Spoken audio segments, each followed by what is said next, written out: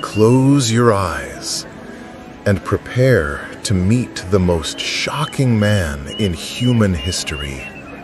Tonight, you'll discover how a homeless beggar became more powerful than emperors, more feared than armies, and more respected than gods. His name was Diogenes, but what you're about to hear will shatter everything you think you know about success, dignity, and what it means to be truly free. This isn't just philosophy. This is the story of a man who chose to live like an animal and became more human than anyone else. By the end of tonight, you'll understand why Alexander the Great, conqueror of the known world, said he would rather be Diogenes than Alexander. 410 BC, Sinope. Young Diogenes watches in horror as his father is dragged away in chains. Hisias, the respected banker, has been caught counterfeiting coins. The family fortune, gone. Their reputation, destroyed. Their future, obliterated. But here's what no one tells you about that day. It wasn't an accident. It was a setup. Political enemies had planted evidence to destroy the family that knew too many financial secrets. As 16-year-old Diogenes stood in the ruins of his mansion, servants stealing everything they could carry, he made a decision that would echo through eternity. He looked at the chaos around him and whispered, "If this is what having everything gets you, what happens when you choose to have nothing?" That night, while his mother wept and his siblings fled to distant relatives, Diogenes did something that shocked everyone. He walked out of the house and never looked back. He didn't seek help from friends. He didn't try to rebuild the family business. Instead, he did the unthinkable. He chose homelessness. But this wasn't despair. This was the beginning of the most radical experiment in human history. Athens, 405 BC. The young exile arrives in the greatest city of the ancient world with nothing but the clothes on his back. But what he sees disgusts him more than his own poverty. Rich merchants hoarding grain while children starve. Politicians preaching virtue while taking bribes. Philosophers teaching wisdom while living in luxury. The hypocrisy was everywhere. And it was then that Diogenes made his most shocking decision.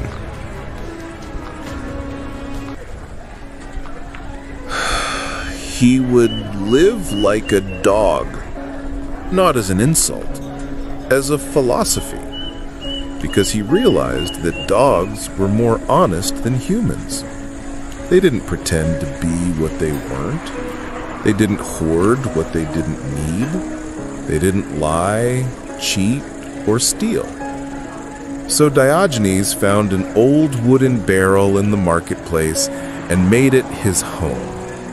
He threw away his remaining possessions. He grew his hair long and wild. He wore only a simple cloak. People were horrified.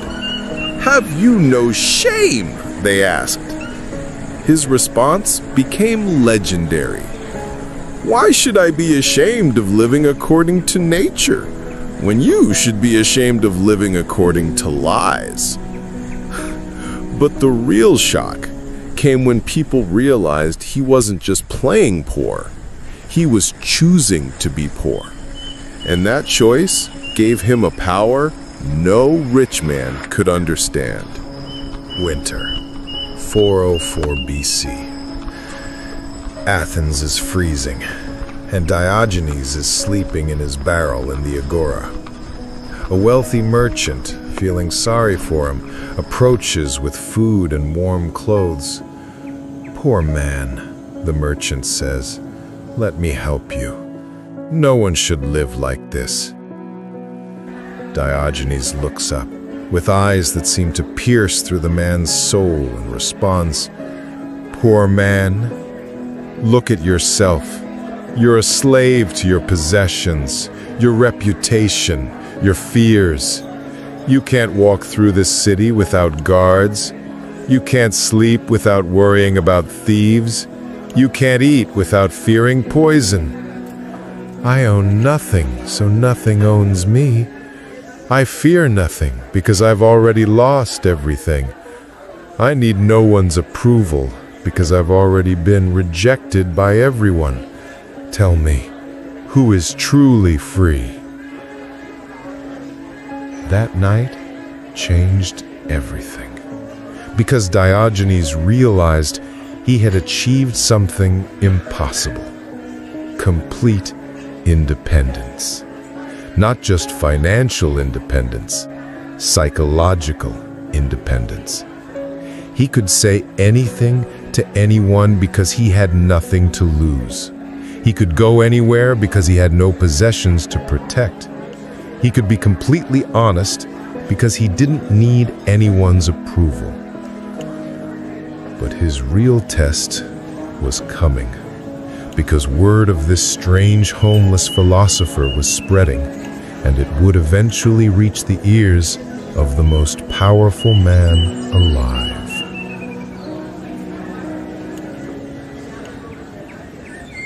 334 BC, Corinth. Alexander the Great, conqueror of Persia, is preparing for his next campaign.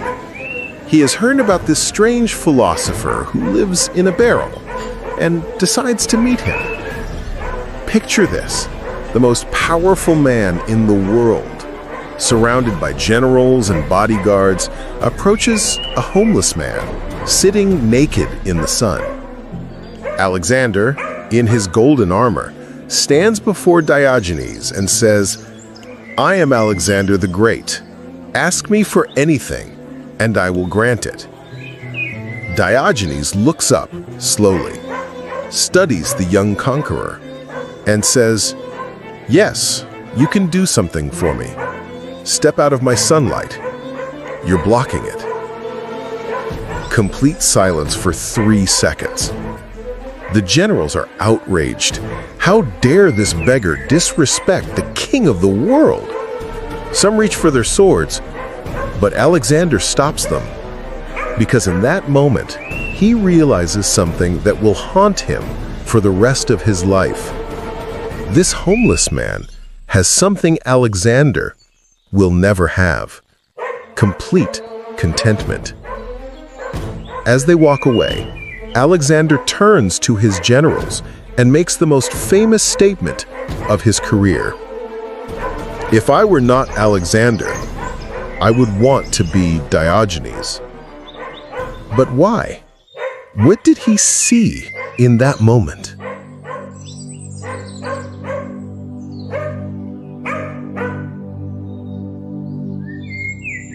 What made Diogenes different from other philosophers wasn't his theories, it was his method. While others gave lectures in fancy schools, Diogenes taught through actions that seemed insane but contained profound wisdom. He would walk through Athens in broad daylight carrying a lit lamp, saying, "I'm looking for an honest man." When people asked why, he'd respond, "Because in all this brightness, I still can't find one." Once, he saw a child drinking from his hands and immediately threw away his cup, saying, "This child has taught me that I still own more than I need." But his most shocking teaching method involved exposing hypocrisy wherever he found it. When a famous orator gave a speech about courage, Diogenes stood up and asked, "If you're so brave, why do you need 6 bodyguards to walk through your own city?" When wealthy citizens complained about taxes, he'd asked, "Why do you complain about paying for the city that protects your wealth? when I, who have nothing, contribute nothing, and yet live more peacefully than you? People began to realize that every insult, every seemingly crazy act, contained a lesson. He wasn't just being rude, he was being truthful. And truth, they discovered, was the most revolutionary force in the world. What history doesn't tell you is that Diogenes wasn't alone. Around him gathered a secret society of followers who called themselves Cynics, meaning dog-like. But this wasn't just a philosophy club. This was a revolutionary movement. They met in hidden places around Athens, sharing techniques for psychological freedom that were considered dangerous to the social order. Because if everyone lived like Diogenes, the entire economic system would collapse. They taught each other exercises that sound impossible. The shame exercise. Deliberately do something embarrassing in public until you realize that other people's opinions can't actually hurt you. The possession fast. Give away everything you own except absolute necessities until you discover how little you actually need. The truth practice. Speak only absolute truth for an entire day, regardless of social consequences. But their most radical teaching was called the death of reputation. They would systematically destroy their own social standing until they became completely free from the need for approval.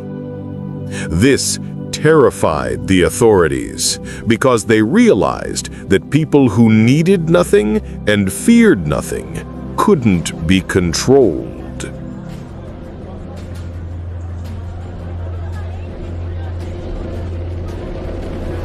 385 BC, Athens. Diogenes is brought before the magistrates on charges of corrupting public morality and undermining social order. The real charge, unspoken, was being too free. The prosecutor stands and declares, "This man is a danger to society. He teaches people to abandon their responsibilities, their families, their duties as citizens." When given a chance to defend himself, Diogenes rises slowly and delivers what may be the most devastating speech in legal history. "You accuse me of corrupting society? Look around you. Your politicians are liars. Your merchants are thieves. Your priests worship money more than gods.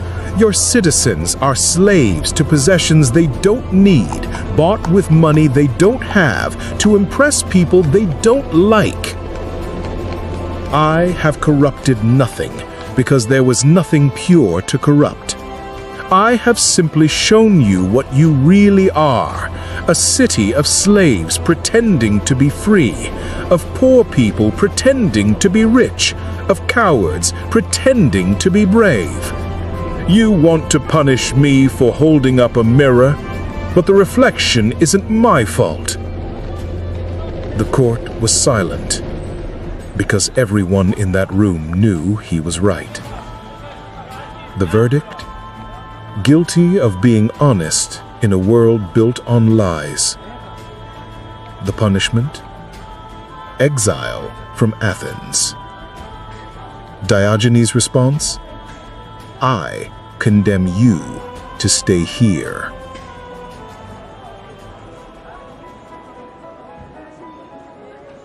Exile should have been the end of his story. Instead, it was the beginning of his legend. Because Diogenes discovered that being unwelcome everywhere made him at home anywhere.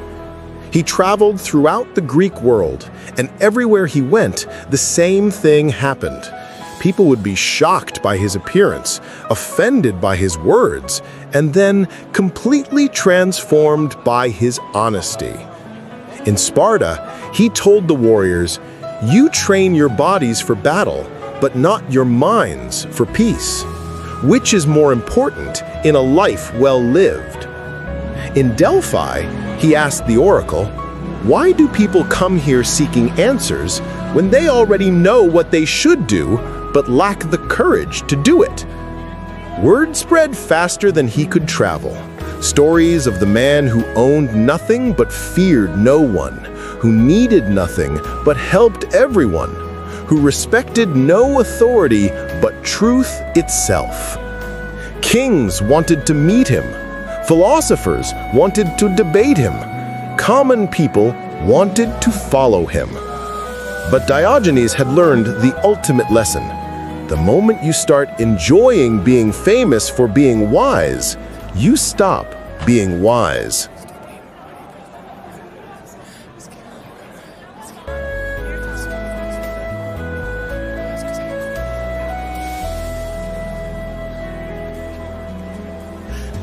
Sits in his tent writing his meditations. On his desk is a worn scroll containing the sayings of Diogenes. The Stoic philosophy that will guide the Roman Empire for centuries is built on foundations laid by a homeless man who lived in a barrel. But how did this happen? How did the teachings of a man who rejected civilization become the philosophy that guided the greatest civilization in history? Because Diogenes had discovered something that empires need but can never create: the difference between having power and being free. Alexander the Great conquered the world, but died young, paranoid and lonely, never satisfied with his achievements. Diogenes conquered himself and died old, surrounded by students, completely at peace with his choices. Which conquest lasted longer?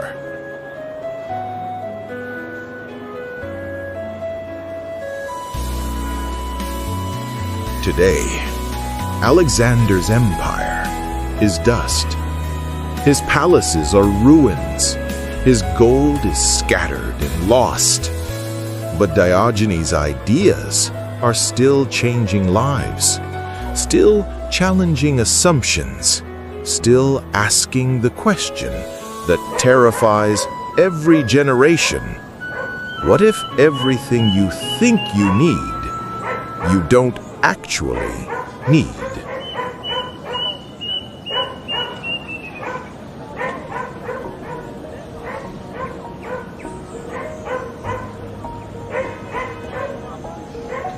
(323 BC), Corinth. An old man sits in the morning sun outside his barrel, surrounded by students from across the known world. Diogenes is dying, and they want to hear his final wisdom. One student asks, "Master, what should we do when you're gone?" Diogenes smiles, the same smile that had infuriated and enlightened people for 60 years, and says, "Do? Don't do anything for me. When I die, throw my body over the city wall for the dogs and vultures. I've spent my life learning that we are not our bodies, not our possessions, not our reputations. Death is just the final lesson in letting go." Another student protests, "But that's not dignified." Dignified? I've spent my entire life teaching you that dignity isn't about what people think of you. It's about knowing who you really are underneath all the pretense. His final words, recorded by his student Crates, were these: "I have lived as a human being should live. I needed nothing I didn't have. I feared nothing that could happen to me. I spoke truth, regardless of consequences. I helped others by showing them they didn't need help. They needed honesty. And now I die as I lived, owing nothing to anyone, needing nothing from the world, and completely free.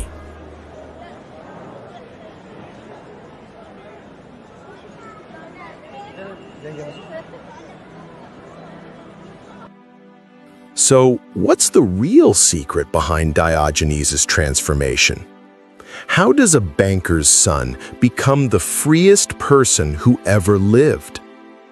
He discovered the most dangerous truth in human history.